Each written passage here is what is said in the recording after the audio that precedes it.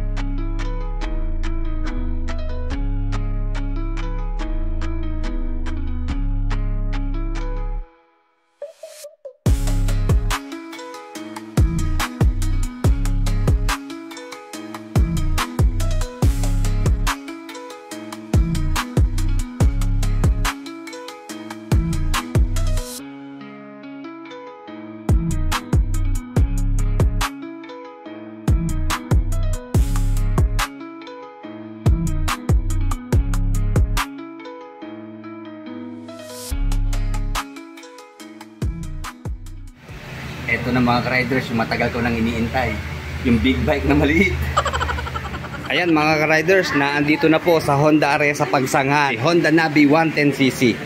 Na-starstruck po talaga tayo nung nakita natin to ng personal. Kasi habang pinapanood natin to sa YouTube, yung mga kapatid natin mga nagmamotovlogging, naliliitan ako talaga sa kanyang itsura. Pero ito, nung nasa harap na natin, para rin po siyang big bike pala. Kita nyo naman sa kanyang headlight, oh. Diba, ang lapad, malaki. Although all bulb pa rin po yung ginamit na mga ilaw, okay lang po yan. Pwede naman tayo magpalit ng LED, di ba? Lalo na dito sa headlight. Hanggang dito po sa kanyang stoplight, taillight at turning signal, all bulb po siya mga riders. Pero okay lang din kasi ito flexible naman po sa turning signals. At maganda yung kanyang plate holder, ang lapad po mga riders. So, sigurado kitang-kita po yan. Then, mataas siya tignan mga riders. Hindi mo aakalain na 55,000 plus po ang introductory price nito. Parang estimate ko mas mataas pa kasi nga po sa forma niya para talaga siya yung mga latest na big bike na nakikita natin. Pero para sa akin mga riders, the best po itong kulay black, glossy black. Meron pa po itong white, red at saka green. Then tutukan natin yung kanyang mga sticker ha. So dito sa side wala tayo masyadong makikita kundi ito lang kanyang brand at emblem ng Honda. Di ba bagay na bagay naman yung kanyang pakpak dito sa side, di ba magkabila. Then yung kanyang pong model name na Navi nandito naman sa bandang likuran. Ang lakas maka futuristic ng design na to, di ba? Para siyang robot na magta-transform. And then fully protected po yung ating engine dahil dito sa kanyang cover, oh. Di ba? At hindi siya basta protection lang, meron din naman siyang forma. And then ito ang nakaagaw pansin po sa akin, yung malaki niyang compartment. So ang bukasan po nito nandito lang sa left side. So kung titignan nyo, parang kasya ang maliit na helmet dito. Okay, check nga natin ha. Okay, di ba? Kasya dito ang mga gamit natin, halimbawa sapatos siguro pwede dito, mga ilang tools, siguro yung helmet na nutshell, mga pambata, pasok dito. Marami tayong may kakarga mga riders. Akala ko may bukasan pa siya sa kabila pero isa lang po talaga, nandito lang sa left side. And then yung fuel tank po niya, maganda ang pwesto, nandito sa harap natin. Ay, napaka premium nung kanyang cover, di ba? Naka-carbon loading na rin siya mga riders, so.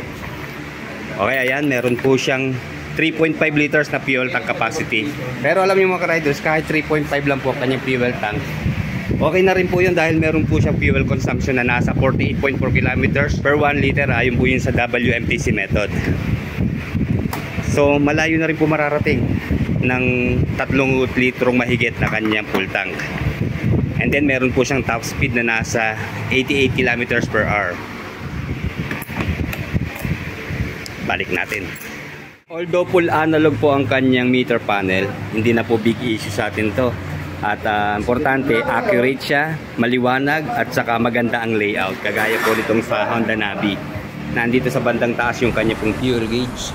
And then syempre speedometer, odometer at saka yung kanyang mga turning signals, neutral sign. Then syempre manual key pa rin po siya. Maganda naman yung pwesto, wala sa gitna, nandito sa bandang right side. Kaya unique siya. At ang nandito po sa baba niya yung pinaka-emblem po ng Honda.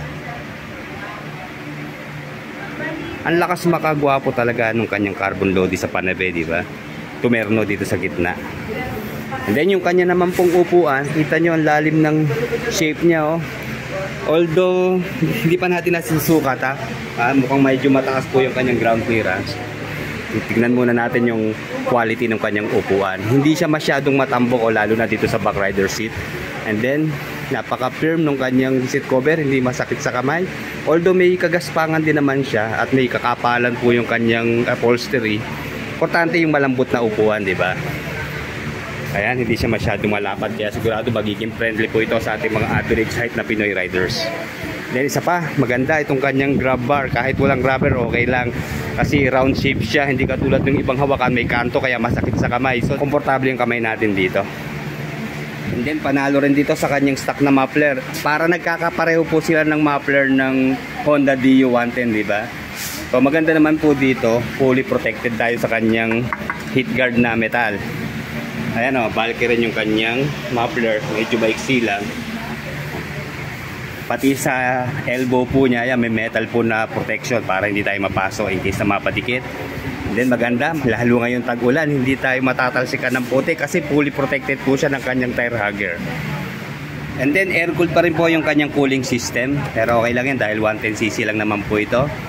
At hindi natin to magagamit pang karera mga riders, talaga service lang. Meron po siyang engine oil capacity na nasa 700 ml lang po mga riders. Na maganda, yung cap niya mahaba, madali pihitin kahit malalim siya. And then nga pala mga riders, hindi po to semi-matic, fully automatic po to dahil meron po siyang CVT. Kaya po yung kanyang kickstart. Yun lang maintenance lang talaga ang sagot para tumagal ang ating mga automatic na motorsiklo. And then meron po siyang gear oil capacity na nasa 120 ml. Yun lang mga riders pagdating sa kanyang rear suspension, naka single sided po siya mga riders. Ayan yung kanya pong shock na dito sa left side. Kulay pula na coil spring at medyo may kahabaan siya mga riders. Okay, medyo maliit lang po yung kanyang wheels pero yung type naman po nito ay composite. And then okay rin naman yung kanyang gulong, tamang-tama lang po yung sukat. Dito po sa rear, mayroon po siyang size na 90 by 100 by 10. So 10 inches lang po yung diameter ng kanyang wheels dito sa rear. And then maganda po rito, tubeless po yung kanyang gulong. At magandang brand po ito, MRF.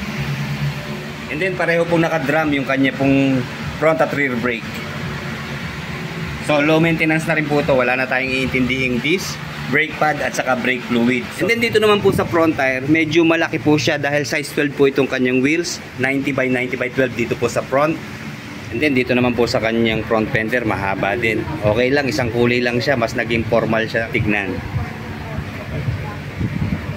Naka-telescopic fork na front suspension. Drum pa rin po yung kanyang preno dito sa front. Pero no worries naman kahit drum brake lang po siya dahil naka-combi braking system naman po siya or CBS. Kaya magtutulong po yung dalawang preno niya sa rear at front. Okay, para mas malinaw po ang brake operation niya mga riders, ito pag ang ginamit po natin preno ay itong sa kaliwa, yun, magtutulong po yung preno niya sa front at rear. Kadalasan po yan, ang hati po niya sa brake 70-30. Sa right alone po lang yung gagamitin. So yun lang po ang gagana, yung kanyang front brake pag itong right lang ating gagamitin. Hindi siya kombi dito sa kanan, yun lang po ang tandaan natin. At ang kaliwa po ang naka-kombi. And then pansinin nyo po yung kanyang naked handlebar na stainless. Mataas po yung position niya, naka-upright Ayan, haba po ng kanyang shape di ba? Maganda po ito, hindi pa subsob yung ating riding position. So mamaya sukatin natin Nga pala, meron pong park brake lock yung kanyang preno. Nandito po sa left side. Yung didiin lang ng masyado. Then kapag i-unlock, isang press lang po. Then sa side mirror, ang bulky niya mga riders, so halos buong palad natin sakop na niya. So wag na natin paltan to. Safe na safe tayo dito. Ayan, no? Kitang-kita natin yung ating rear. At ang maganda rito mga riders, meron pong kill switch sensor yung kanyang side stand. Ayan, sa malilimutin, magtaas ng side stand. Kung tititigan nyo siya mga riders, parang ang bigat niya tignan, di ba? Pero alam nyo, kasing bigat lang po siya ng 2 kabang bigas halos. Dahil meron po itong curve weight na 104 kilos. At ang kanya pong ground clearance nasa 148mm. At meron po siyang 762mm na seat height. And then sa engine specs, siyempre 4-stroke, single cylinder, 2-valve, single overhead cam, air-cool po ang kanyang cooling system, carburetor type po sa kanyang fuel supply system, 109cc displacement, maximum power na 7.9 horsepower at 7,500 RPM, and 8.9 Nm of torque at 5,000 RPM. Okay, bago po natin sukatin, alam ko may battery pong nakalagay kaya testingin natin ha. Yun lang po, wala siyang gas na nakalagay kaya hindi po natin may start. Makikita lang po natin yung kanyang headlight kapag nag-engine start tayo. Yun lang, unluckily wala po siyang gas, kaya siguro yung turning signals lang ang ating may operate. Ayan, kita nyo mga riders, oh. Kahit naman siya hindi LED, di ba? Malakas din siya, oh. Tingkad niya, di ba? Okay.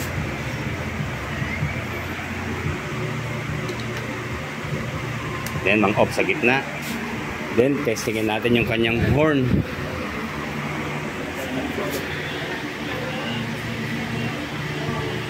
Oh, lakas pala. Sorry. Yun, kakabingin. Nandito tayo sa loob eh. Tama na yun. Then, check po natin yung kanyang stoplight. Liwanag niya mga riders.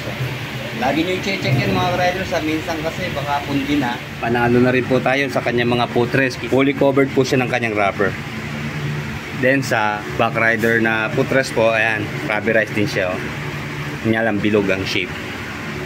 Okay, ayan po ang forma niya kapag naka-side stand. Medyo bumaba siya. So ayan, sukatin na natin ha.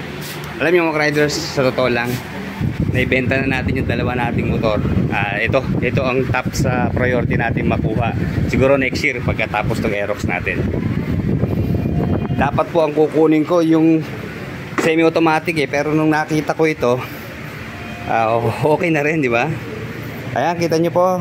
Hindi siya mababa mga riders kasi kita nyo tayo ay 5'8", halos eksakto lang sa ating kanyang seat height at ground clearance, kita nyo. Pero lapat naman po yung ating dalawang paa mga riders. So, and then yung kanyang upuan medyo malambot din naman.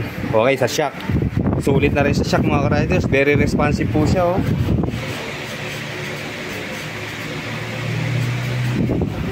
Okay, sa lubakan may lalaban natin to mga riders. And then ayan yung space po niya sa likod. So pwede pa tayo mag-angkas ng isa. Basta yung nakahawak lang. Ayan po. Kala ko pang solo lang siya eh. Pwede pang dalawa. Ayan ang katulad ng sinasabi ko kanina. Hindi ko pa subsob yung ating riding position. Tama-tama lang po yung taas niya, oh. Then yung haba ng ating kamay, parang sinukat para sa atin to ah. Okay. Hinahanap ko yung cambio niya. Naalala ko. Fully automatic po ito mga riders. May CVT, wala po itong cambio, wala po siyang gear pedal mga riders. At syempre ito, parehong preno po yung sa harap. Okay, unahin natin sa turning radius ha. Alam nyo yung forma ng kanyang harap dito, pang big bike, di ba? Ayan, mga half inch ang clearance sa ating hita sa turning radius po ha. Okay, dito malayo. And then, check natin yung kanyang rear brake. Medyo maganit po yung kanyang preno mga riders. Oh. Siguro dahil combi brake nga ito, kaya medyo maganit siya. Pero malakas ang preno in fairness ha. And then dito po sa front brake. Okay, ayun, medyo maluwag ng konti. Pero very responsive po ang kanyang preno. Pang tricycle po yung pormahan niya pero hindi na priority sa akin yung forma. Ang priority sa akin syempre yung tipid sa gas. At saka, siyempre, yung magaan lang para hindi tayo hirap.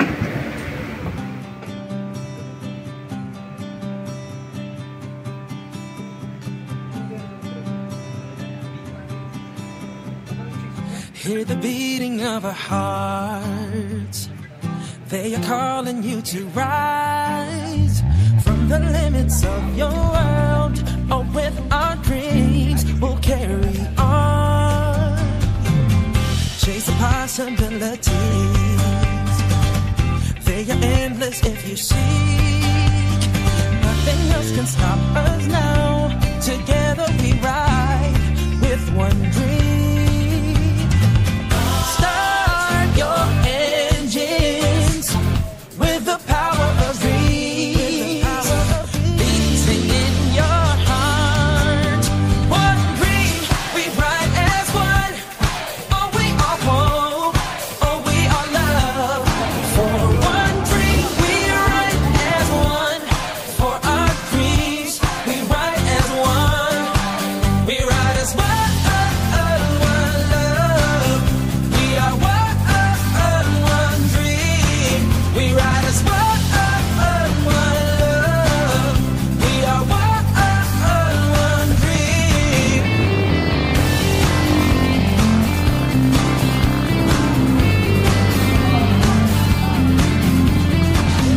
Life can open many roads. Okay, dito po sa Honda Areza Pagsanghan, ang cash price po nitong bagong Honda Navi 110 ay nasa 61,350 pesos. And then sa down payment po niya, 4,900. Sa isang taon po, 6,720 monthly na hulog. Sa dalawang taon po, 4,000. At sa tatlong taon naman po ay 3,165 monthly. Alam ko medyo natataasan po kayo sa kanilang presyo dito sa Honda Areza, pero alam nyo po, napakaganda po ng package na ino-offer nila dahil meron po silang 350,000 pesos na worth of freebies and benefits. Makakakuha pa tayo ng 40,000 pesos na worth of motorcycle road accident service and repair assistance for 1 year. At bukod po dyan, pinakamaganda sa lahat, magkakaroon po tayo ng kaibigan loyalty card. Ayan, marami tayong discount na makukuha. 5% po sa oil and spare parts, 10% off po sa accessories, apparel and merchandise, and then 10% off din po sa labor charges, at meron pong discount na 1% sa kada purchase ng brand new motorsiklo. Para naman po sa iba pa yung mga katanungan, i-visit nyo lang po yung kanilang Facebook account na Honda Areza Pagsanghan, or pumunta na lang po kayo personally dito sa Honda Areza Pagsanghan para makita nyo po yung ibang units na available sa kanila. Okay, hanggang dito lamang po. Like, comment, and subscribe sa ating channel. Salamat po.